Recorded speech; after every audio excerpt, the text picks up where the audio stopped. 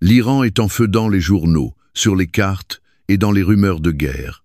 Mais ce que peu de gens réalisent, c'est que le nom Iran, sous sa forme ancienne, la Perse était déjà inscrit dans la Bible il y a des milliers d'années. Non seulement comme un fait historique, mais comme une destinée. Non seulement comme un passé, mais comme une expérience directe, vivante. En ces jours sombres, alors que les flammes de la guerre entre l'Iran et Israël envahissent les unes des journaux, tandis que des enfants innocents se réfugient dans des caves obscures et que des mères murmurent des prières entre leurs larmes au son des sirènes, le monde semble suspendu au bord de l'irréversible. Et pourtant, peu réalisent que cette terre même, l'Iran d'aujourd'hui, autrefois cœur battant du grand empire perse a été évoqué, il y a des millénaires dans les pages anciennes des Écritures, non par hasard, mais comme un fil essentiel d'une tapisserie divine, tissée depuis l'aube des temps jusqu'au dernier jour. Ce qui est stupéfiant, ce n'est pas seulement que la Perse soit mentionnée dès le livre de la Genèse, mais que sa présence traverse l'entière trame rédemptrice de la Bible depuis l'ascension des empires antiques, aux déclarations mystérieuses des prophètes en exil, jusqu'aux visions d'un conflit final dans le livre de l'Apocalypse, autant d'éléments qui semblent aujourd'hui se déployer sous nos yeux. Et si les bouleversements actuels n'étaient pas de simples événements géopolitiques, mais les mouvements d'un drame sacré, annoncé depuis longtemps, dans lequel l'Iran joue un rôle que peu dans le monde moderne auraient imaginé, si, jusqu'à présent, vous n'avez perçu l'Iran qu'à travers les prismes des actualités, préparez-vous à découvrir une vérité capable d'ébranler votre perspective, que cette nation a été, depuis l'Antiquité, désignée pour être à la fois un instrument de jugement et un témoin de la miséricorde prodigieuse de Dieu, lui, qui continue de gouverner l'histoire de l'humanité d'une manière qui dépasse de loin l'entendement humain. Et si cela est vrai, alors la vraie question n'est plus « que se passe-t-il ?», mais bien « où en sommes-nous dans son plan ?» Et si, en entendant ces choses, quelque chose se met à vibrer au plus profond de vous, une tristesse, un désir ardent de voir Dieu agir au cœur du chaos, alors laissez cela prendre forme dans un simple geste de réponse. Laissez un mot discret dans les commentaires, même si ce n'est qu'un murmure. « Seigneur, aie pitié de notre monde ». Car parfois, ce sont les prières les plus silencieuses qui ouvrent le chemin aux rencontres les plus profondes avec celui qui tient toutes choses dans sa main. Avant de commencer, nous vous invitons à cliquer sur « J'aime » et à vous abonner à la chaîne. Ce voyage, c'est celui de la parole de Dieu racontée avec le cœur et la foi. Chaque geste de soutien, aussi simple soit-il, nous encourage profondément et permet à la parole du Seigneur de toucher d'autres cœurs en quête de vérité et d'espérance. Maintenant, embarquons ensemble dans l'histoire spéciale du jour, là où les pages de la Bible prennent vie, avec profondeur et lumière. Bien avant que la Perse ne devienne un empire, avant que Cyrus ne proclame son décret, avant la chute de Babylone, avant même que l'Israël ne soit réduit en esclavage, son histoire avait déjà commencé, non pas avec des armées, ni avec des rois, mais avec des noms dissimulés dans les généalogies de la Genèse, prononcés à voix basse mais porteurs du poids entier de l'intention divine. Pour comprendre le rôle prophétique de l'Iran au cœur des bouleversements actuels, il nous faut remonter bien au-delà des siècles, jusqu'au moment même où l'histoire recommença. Après le déluge, alors que le monde venait d'être purifié et portait encore les traces du jugement divin, Dieu offrit à l'humanité un nouveau départ.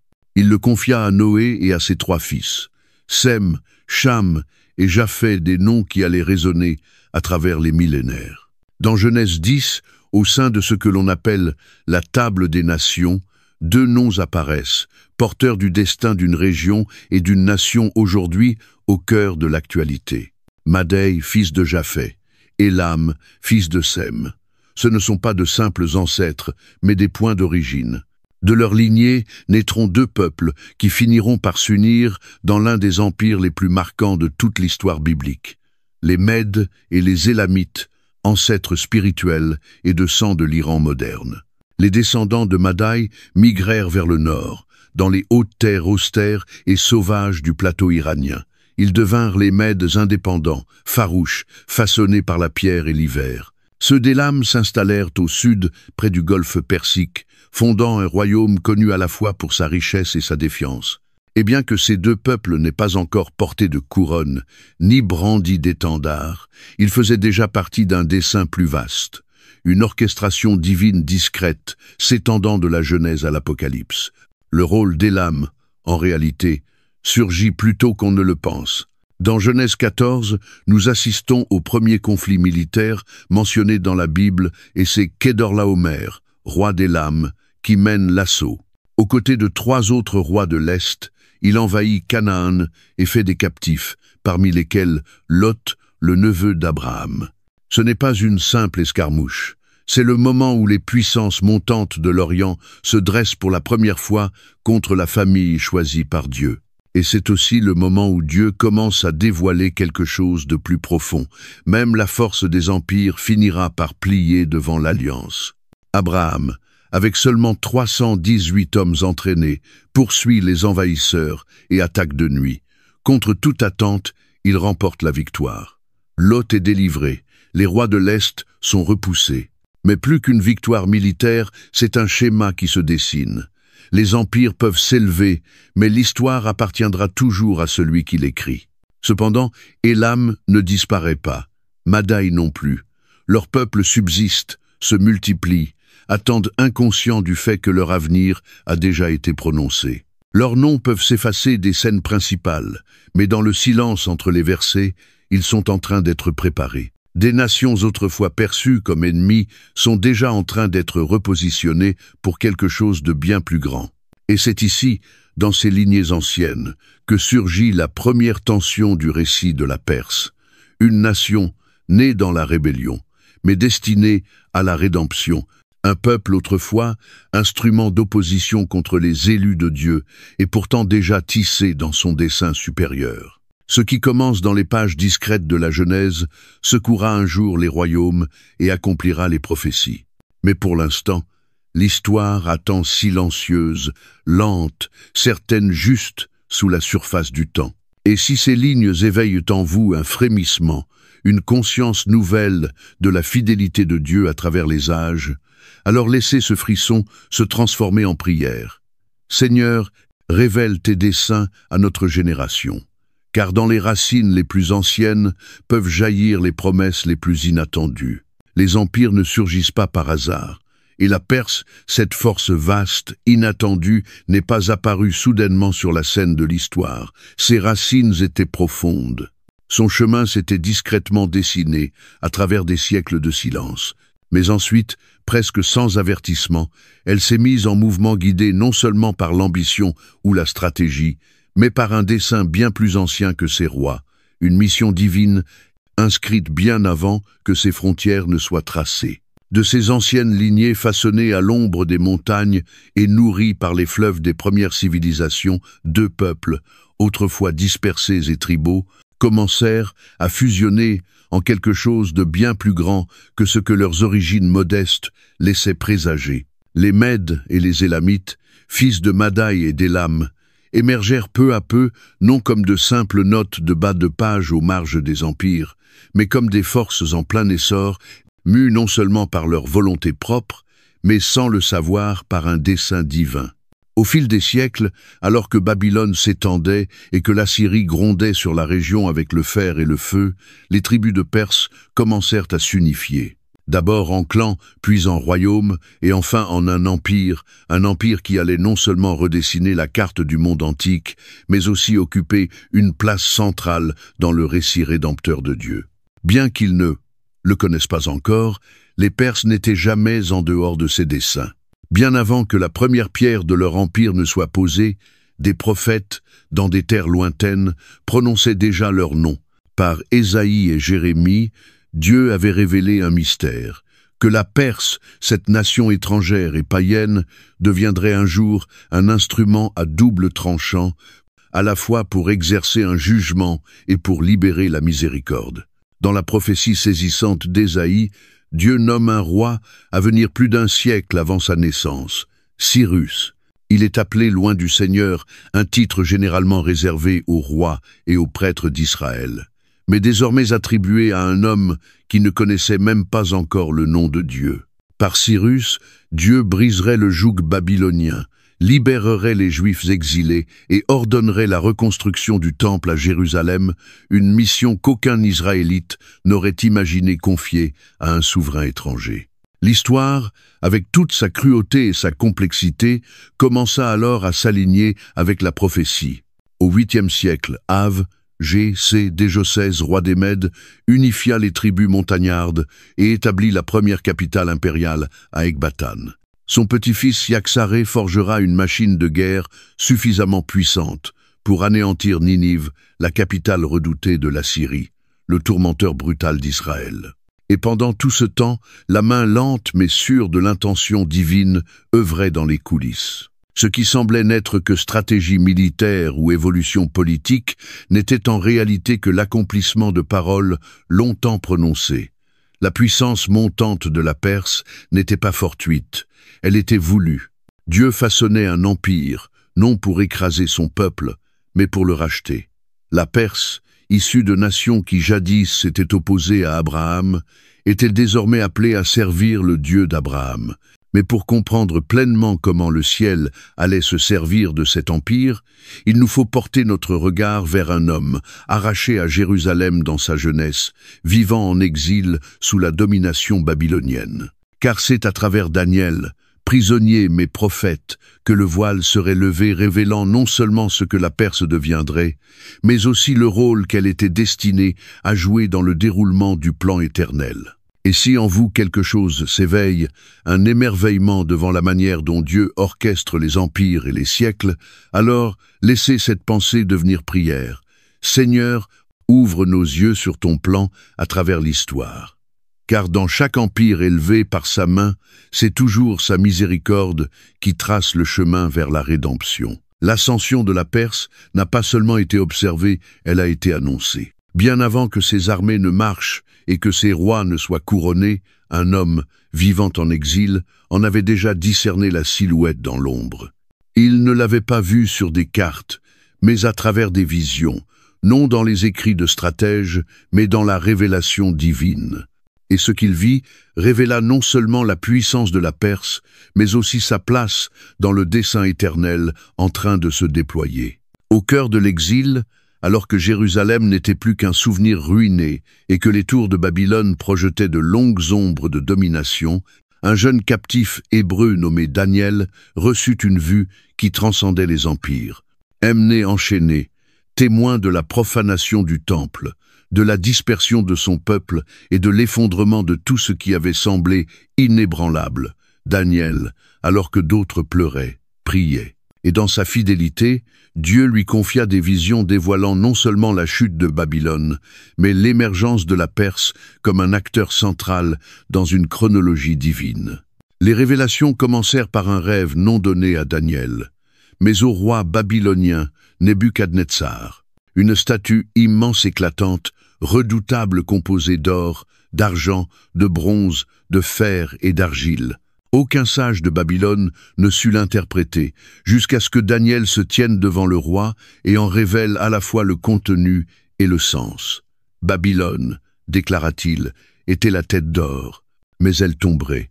Un autre royaume s'élèverait ensuite, représenté par la poitrine et les bras d'argent divisés mais unis, destiné à surpasser Babylone non par sa gloire, mais par son rôle dans le plan divin. Deux bras, deux peuples, les Mèdes et les Perses, unifiés en un seul empire sous la main invisible de Dieu.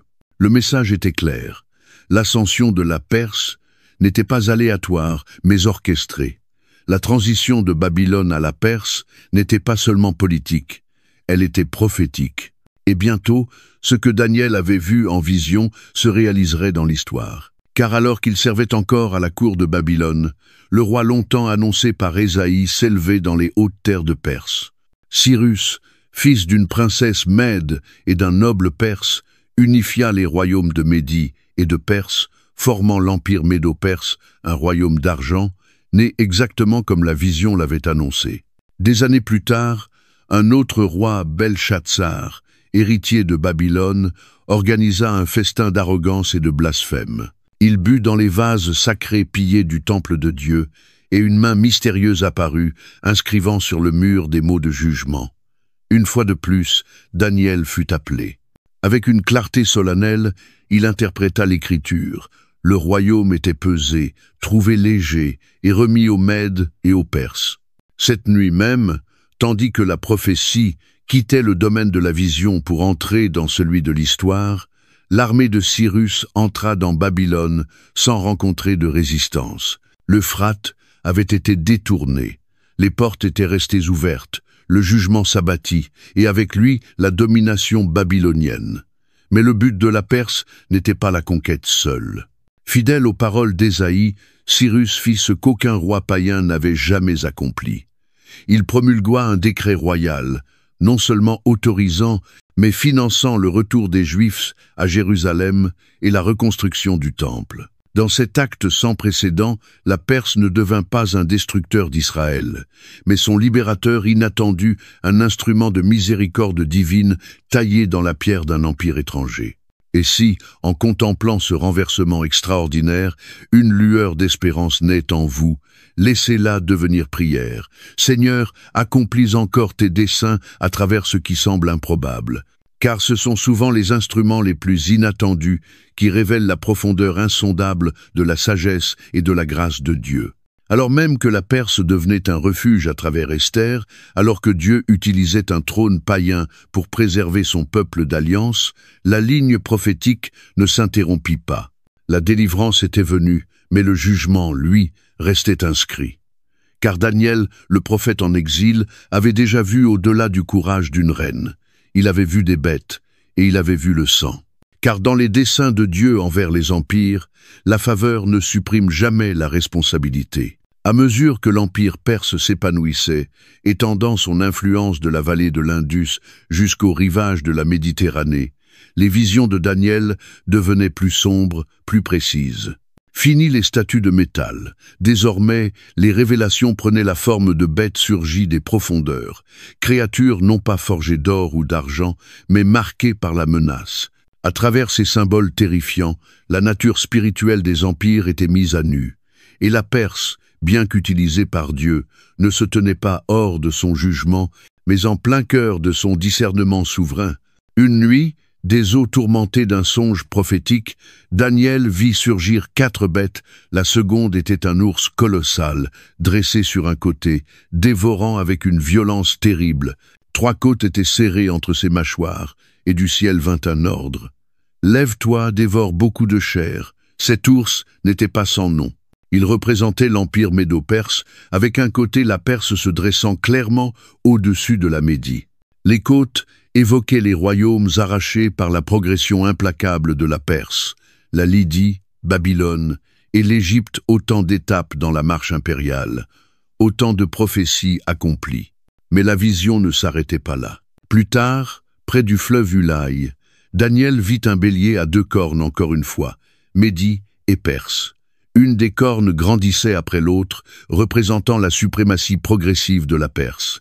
Le bélier frappait vers l'ouest, vers le nord et vers le sud, irrésistible dans sa force. Nulle bête ne pouvait lui résister. Nul pouvoir ne pouvait délivrer de sa main. L'image était limpide. Dieu avait permis à la Perse de s'élever non seulement comme instrument de rédemption, mais aussi comme force de conquête, un empire lié à ses desseins, mais non exempt de son jugement. Puis, soudain, surgit un bouc venant de l'ouest rapide comme le vent, doté d'une corne unique et puissante. Il frappa le bélier avec fureur, brisa ses cornes et le piétina jusqu'à ce qu'il soit réduit à néant. Daniel n'en connaissait pas encore le nom, mais l'histoire l'identifierait plus tard. Alexandre le Grand, incarnation de la Grèce, qui abattrait la Perse avec une rapidité et une précision qui stupéfièrent le monde antique. Et pourtant, même au cœur de ces visions redoutables, une constante divine demeure. Les empires peuvent se lever et tomber, les rois peuvent triompher ou être renversés, mais chacun qu'il soit utilisé pour la miséricorde ou le jugement agit au sein d'un récit bien plus vaste que le sien. La Perse s'était élevée comme ointe, elle avait régné comme conquérante et elle tomberait comme annoncée. Mais son histoire, elle, n'était pas terminée, car même lorsque sa puissance déclinerait, un dernier miracle jaillirait de son sein. Et cette fois, il ne serait pas écrit dans la conquête, mais dans l'obéissance discrète d'une femme appelée à se tenir entre l'anéantissement et la délivrance. Et si ces visions éveillent en vous une sainte crainte, un profond respect pour les desseins de Dieu à travers le tumulte des royaumes, laissez votre cœur se joindre au silence révérencieux de Daniel. Seigneur, enseigne-nous à discerner les temps et à marcher fidèlement dans ton dessein. Car même les bêtes les plus terrifiantes, dans le creuset de la prophétie, ne sont que les ombres passagères d'un trône éternel. Tandis que les rois s'affrontaient et que les prophètes recevaient des visions, Dieu préparait déjà une délivrance d'un tout autre genre, une délivrance qui ne viendrait ni par les armées, ni par des décrets, ni même par des songes.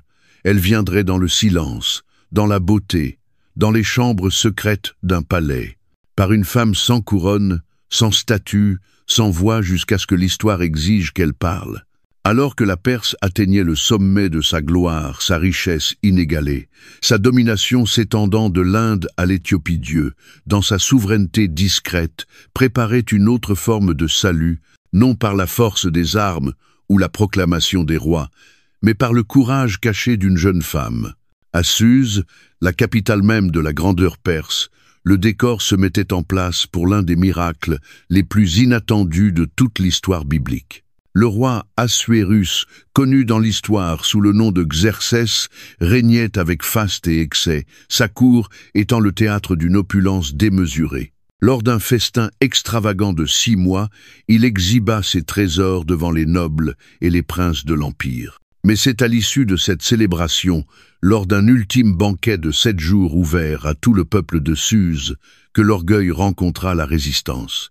La reine Vashti, refusant d'obéir à l'ordre du roi de se présenter devant la foule, fut bannie, son refus déclenchant une quête à travers tout l'Empire pour une nouvelle reine. Parmi les nombreuses jeunes femmes conduites au palais se trouvait Hadassa, une orpheline juive élevée en secret par son cousin Mardoché. Rebaptisée Esther, elle entra dans le palais sans que personne ne connaisse ses origines. Pourtant, la faveur de Dieu reposait sur elle. Avec le temps, elle fut choisie par le roi et couronnée reine de Perse. Mais si elle portait la couronne, son peuple, lui, demeurait vulnérable, dispersé, silencieux, dissimulé au cœur d'un empire étranger. Dans l'ombre de la cour, un homme s'éleva, Haman, descendant des Amalécites ennemis, jurés d'Israël et second personnage du royaume. Mu par l'orgueil et la haine, sa colère explosa lorsque Mardoché refusa de s'incliner devant lui. Mais sa vengeance dépassa l'offense personnelle. Il manipula le roi pour qu'un décret soit signé. Un jour fut fixé où tous les Juifs de l'Empire devaient être exterminés, hommes, femmes, enfants. Quand Mardoché apprit la nouvelle, il déchira ses vêtements et envoya un message à Esther. L'heure était venue. Mais se présenter devant le roi sans y être convié équivalait à risquer la mort, à moins que le sceptre d'or ne soit tendu. Esther hésita, partagée entre la peur et l'appel. Puis, se levant avec une résolution tremblante, elle prononça les mots qui allaient sceller sa destinée. « Et si je péris, je périrai. » Elle entra dans la salle du trône. Le sceptre fut tendu. Et pourtant, Esther n'agissait pas à la hâte. Avec sagesse et patience, elle invita le roi et Haman à un banquet, puis à un second. Ce n'est qu'au moment juste qu'elle révéla son identité et l'horreur du décret condamnant son peuple. « Nous avons été vendus, dit-elle, moi et mon peuple, pour être détruits, tués et exterminés. » Le roi, abasourdi et furieux, exigea de connaître le responsable. Esther désigna. Cet homme, Haman, le méchant. Le renversement fut immédiat. Haman fut pendu à la potence qu'il avait lui-même dressée pour Mardoché. Mais le danger persistait, car aucun décret royal en Perse ne pouvait être annulé. Alors Esther et Mardoché proposèrent un nouvel édit. Les Juifs recevraient le droit de se défendre. Le jour prévu pour leur extermination devint celui de leur victoire. Partout dans l'Empire, les Juifs se levèrent non dans la rébellion, mais avec l'autorisation divine pour défendre leur vie. Et la Perse, une fois encore, cessa d'être une menace pour devenir un bouclier. Dans ce récit, la puissance d'un empire fut retournée non par la guerre, mais par la providence, agissant à travers la foi et le risque d'une jeune femme. Esther se dressa comme l'écho discret d'une vérité ancienne, trop souvent oubliée. Dieu n'a pas besoin d'ébranler la terre pour changer le cours de l'histoire parfois. Il lui suffit d'un cœur disposé, au bon endroit, au bon moment. Et si cette histoire vous touche, si elle ravive en vous la foi en un Dieu qui agit dans l'invisible, laissez monter cette prière douce et simple. Seigneur, fais de moi un instrument de ta providence, même au cœur de l'ombre, car la lumière de Dieu brille souvent là où le monde ne regarde pas. La Perse avait rugi comme une bête, dévorée des royaumes, puis, comme Daniel l'avait vu, elle était tombée sous les sabots d'un empire plus rapide. Mais lorsque le rugissement s'éteignit, quelque chose de surprenant se produisit, le silence, plus de vision, plus de rouleaux prophétiques, seulement des siècles de calme. Et pourtant, Dieu n'en avait pas fini avec la Perse. Son nom avait quitté le centre du pouvoir, mais non les marges de la prophétie. Car parfois, lorsque les empires cessent de parler, le ciel se prépare à murmurer. Après l'acte de bravoure d'Esther et la délivrance de son peuple, l'empire perse s'effaça peu à peu de l'avant-scène du récit biblique. Les empires changèrent, les voix prophétiques s'éteignirent, et les siècles défilèrent comme les rouages silencieux d'une grande horloge. La Perse, bien que reléguée à l'arrière-plan, persista son peuple, sa sagesse, son influence demeurant subtilement tissée dans le tissu du monde antique. Et même si son rôle semblait s'être estompé, sa destinée, elle, n'était pas achevée. Puis, dans un moment presque ignoré du monde, un signe apparut dans le ciel nocturne. Dans l'Évangile selon Matthieu, nous lisons que des mages venus d'Orient arrivèrent à Jérusalem et demandèrent « Où est le roi des Juifs qui vient de naître ? Car nous avons vu son étoile à l'Orient et nous sommes venus l'adorer. » Cette question, simple et empreinte de révérence, portait en elle le poids des siècles et peut être l'écho d'une attente persane ancienne. Ces mages n'étaient pas des rois, mais des hommes instruits astrologues, philosophes, prêtres nourris de la sagesse de l'Orient. Bien que l'Écriture ne précise pas leur patrie, l'histoire et le contexte pointent clairement vers la Perse, ou les anciens territoires de l'empire médo-perse. Là, dans une terre autrefois gouvernée par Cyrus et marquée par le courage d'Esther, une classe de savants avait conservé non seulement un savoir astronomique, mais aussi des prophéties anciennes, être même les écrits de Daniel, qui avaient servi aux cours de Babylone et de Perse. Il est possible et même probable que parmi leurs rouleaux reposaient les paroles énigmatiques des visions de Daniel. Qu'à partir du décret ordonnant la reconstruction de Jérusalem, un certain nombre de semaines mènerait à la venue de loin. Lorsque l'étoile s'éleva, ce ne fut pas seulement un événement céleste, ce fut le signal d'un mouvement, d'une foi, d'un acte d'adoration. Les mages, héritiers du patrimoine spirituel persan, quittèrent tout et traversèrent le désert, non pour conquérir, ni pour offrir tribut, mais pour se prosterner en adoration devant un enfant. Leur présent, l'or, l'encens et la myrrhe n'étaient pas simplement précieux, ils étaient des proclamations prophétiques, l'or pour le roi, l'encens pour la divinité, la myrrhe pour le sacrifice. Dans cette scène paisible de Bethléem, la Perse accomplit de nouveau un rôle sacré, non par la puissance ou le décret, mais par la reconnaissance. Tandis que les prêtres de Jérusalem gardaient le silence, et qu'Hérode conspirait dans la peur, ce furent les chercheurs venus d'Orient qui virent, comprirent et adorèrent. Ainsi, l'empire qui jadis avait libéré Israël et reconstruit le temple devint le premier parmi les nations à honorer le Messie. La Perse, même dans son silence, n'avait pas été oubliée. Elle restait un fil dans la tapisserie de Dieu, toujours là, toujours en réponse, toujours mue par la main souveraine et mystérieuse qui guidait ses pas depuis les jours de Noé. Mais alors que l'histoire s'apprête à tourner de nouveau, ce fil réapparaîtra non plus dans l'adoration, mais dans le jugement. Et les Écritures parleront encore, cette fois non d'une délivrance, mais d'une guerre finale. Et si, Dans le calme de cette étoile ancienne, vous ressentez la douce secousse d'une vérité intemporelle. Laissez cette prière monter de votre cœur. Seigneur, que mes yeux reconnaissent tes signes, même dans les silences. Car c'est souvent dans le silence que Dieu prépare les révélations les plus profondes. Autrefois, elle apportait des présents. Bientôt, elle apportera des épées. Cette même terre qui avait envoyé des sages, se prosterner devant un enfant, se lèvera de nouveau, mais cette fois, non dans l'adoration, mais dans la défiance.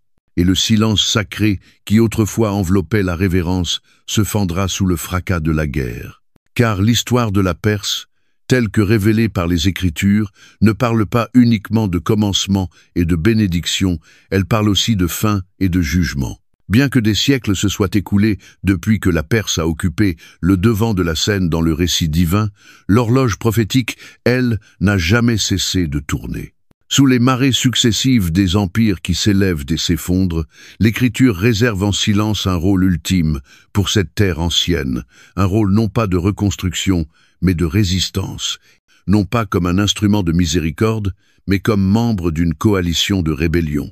Ce nom reviendra, non plus sous l'appellation familière de Perse, mais dissimulé sous le langage sombre et mystérieux des visions d'Ézéchiel, tel un orage nommé Gog et Magog. Dans Ézéchiel 38, le prophète exilé à Babylone, mais habité d'une clairvoyance céleste, décrit une alliance terrifiante formée dans les derniers jours. Une vaste confédération militaire qui se lèvera contre Israël, la terre restaurée et le peuple élu de Dieu. Tourne ta face vers Gog, dit le Seigneur.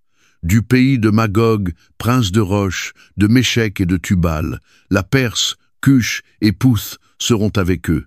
Et voilà que le nom antique perse réapparaît, non plus comme libératrice, mais comme ennemie. Aux côtés de la Perse, des nations venues de toutes les directions se rassemblent. Kosh, probablement l'ancienne Nubie, s'étendant jusqu'à l'actuel Soudan.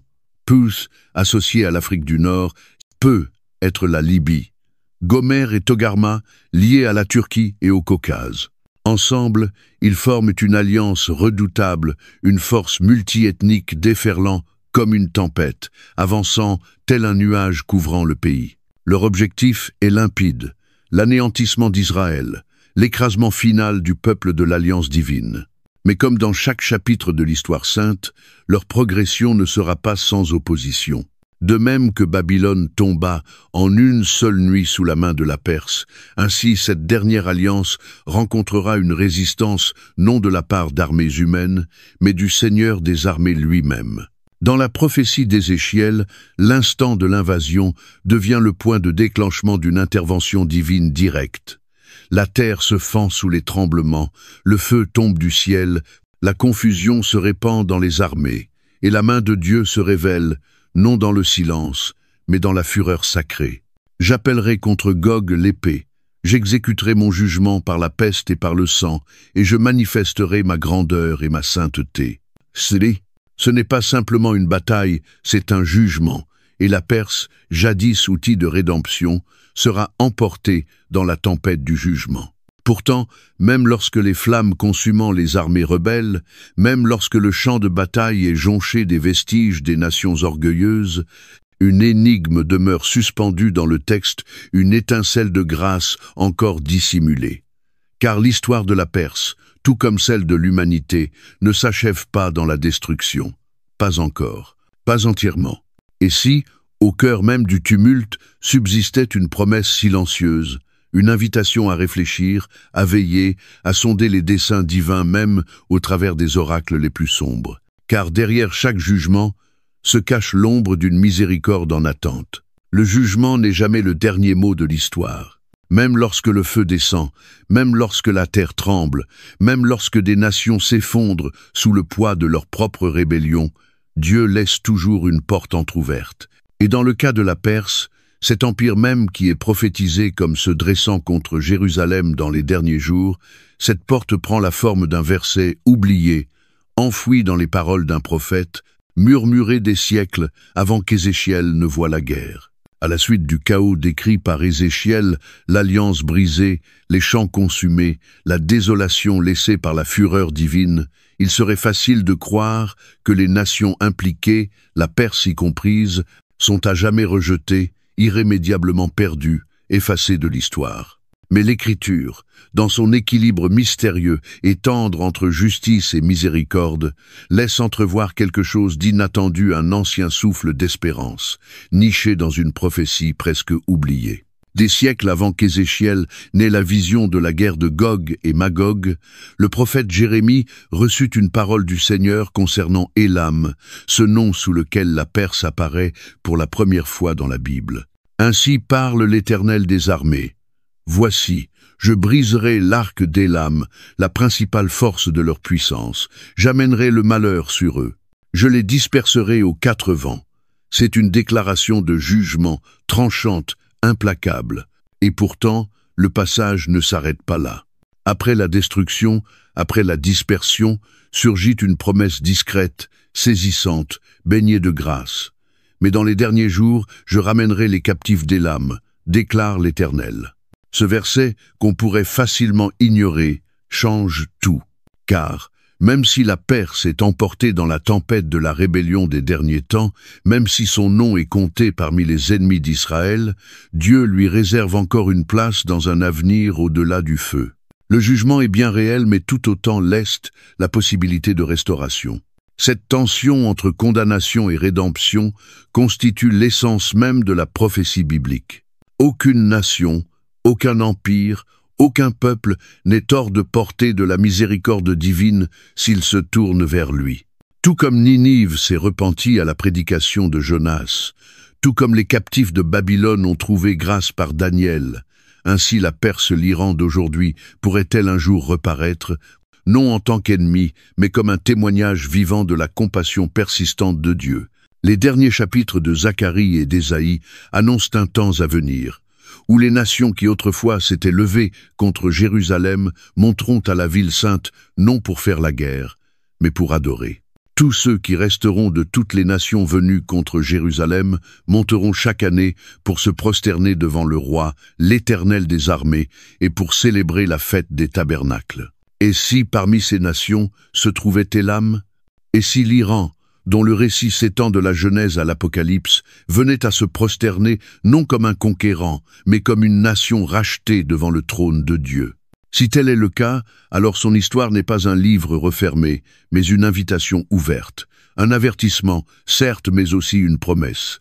Car même dans le jugement, Dieu laisse un espace pour le retour.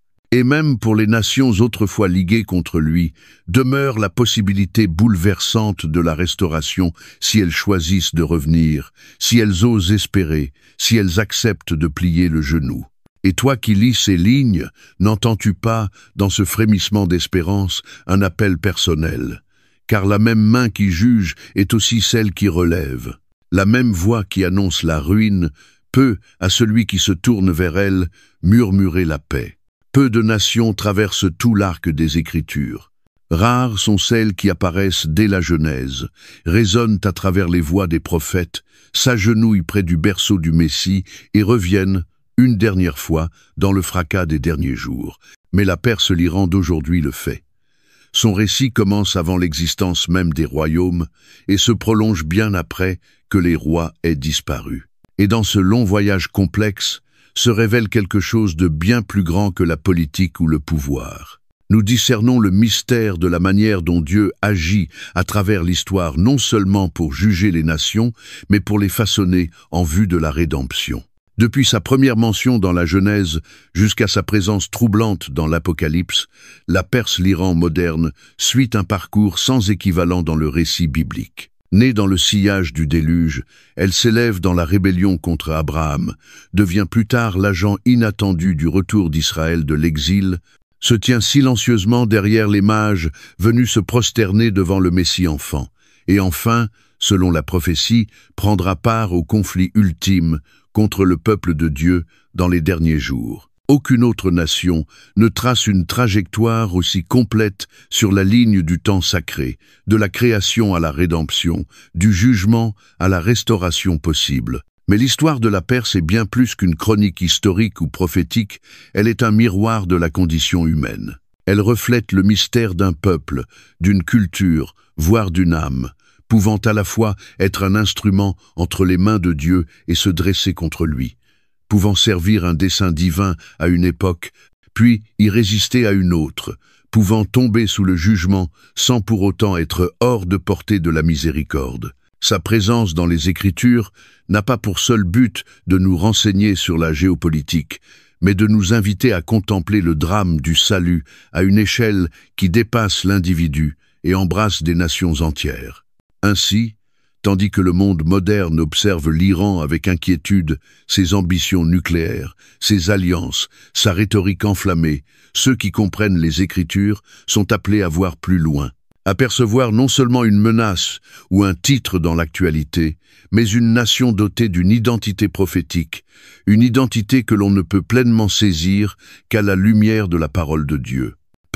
Être les tensions que nous observons aujourd'hui ne sont-elles pas seulement des échos politiques, mais les frémissements spirituels d'un rôle ancien qui se réveille? Être assistons-nous, en temps réel, au déroulement lent et solennel d'une histoire commencée à l'aube de l'humanité et qui approche de son acte final.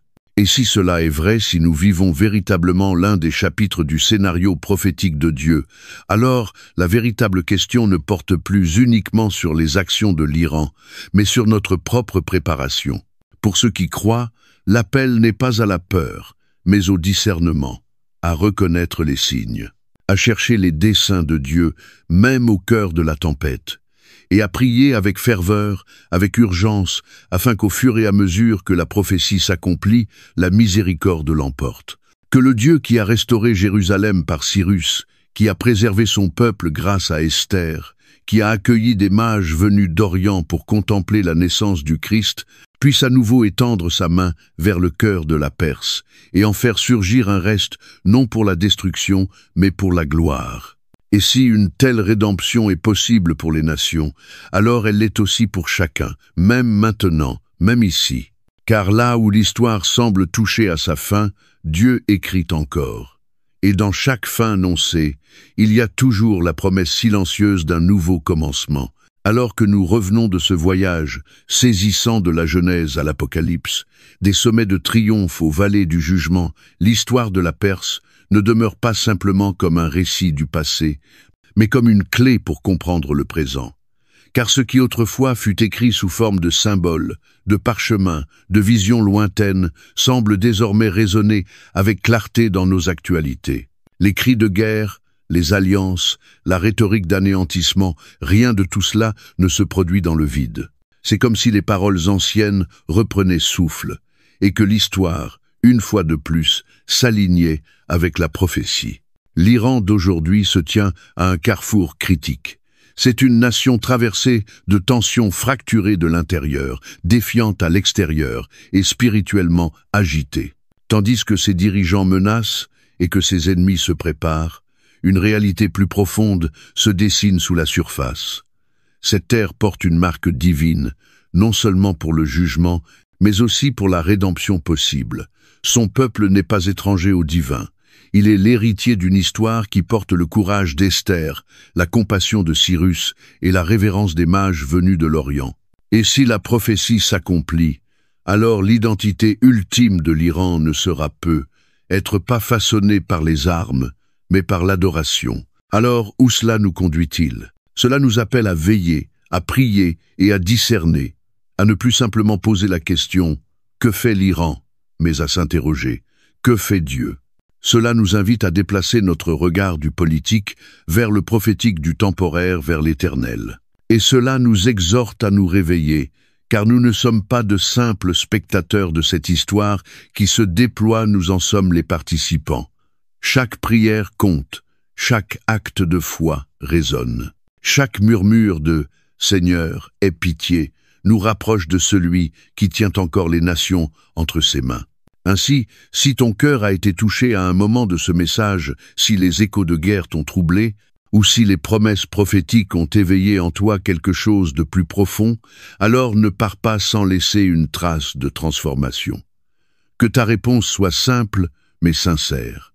Laisse un commentaire, même une parole de prière. Partage cette vérité pour que d'autres puissent, au-delà des gros titres, discerner l'histoire bien plus grande qui est en train de s'écrire. Car la page est encore en train de se tourner. Et l'histoire divine continue. Merci de nous avoir accompagnés jusqu'à la fin de cette vidéo.